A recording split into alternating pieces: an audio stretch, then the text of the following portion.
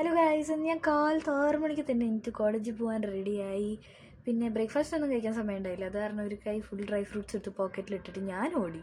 ഞാൻ കോളേജിലെത്തി. Full day class ആയിരുന്നു. വൈകിട്ട് വന്നു, കുറച്ച് നേരം കിടന്നുറങ്ങി. എന്നിട്ട് വൈകിട്ട് പിന്നെ വീണ്ടും നടക്കാനിറങ്ങി. അപ്പോൾ നോക്കിയപ്പോൾ അവിടെ കുറേ കുട്ടികളിങ്ങനെ തീ ഇട്ടിരിക്കണു. അപ്പോൾ അവരുടെ കൂടെ പോയി കുറേ നേരം ഇരുന്നു. പിന്നെ വീട്ടിൽ വന്നപ്പോൾ നല്ല കുക്കിങ്ങൊക്കെ ചെയ്യാൻ തോന്നി. അത് കാരണം വല്ലപ്പോഴൊക്കെ ഉള്ളൂ ടൈം നല്ല കുക്കിംഗ് ചെയ്യാൻ തോന്നല്ലേ.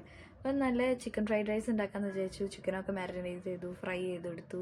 എന്നിട്ട് നമ്മളൊരു മുട്ട പൊട്ടിച്ചു, ചോറൊക്കെ ഇട്ടു, നന്നായിട്ട് ഇളക്കി. പിന്നെ കുറച്ച് മുളക് പൊടിയും സോയ സോസൊക്കെ വെച്ചിട്ട് നല്ല അടിപൊളിയായിട്ട് ഇളക്കി.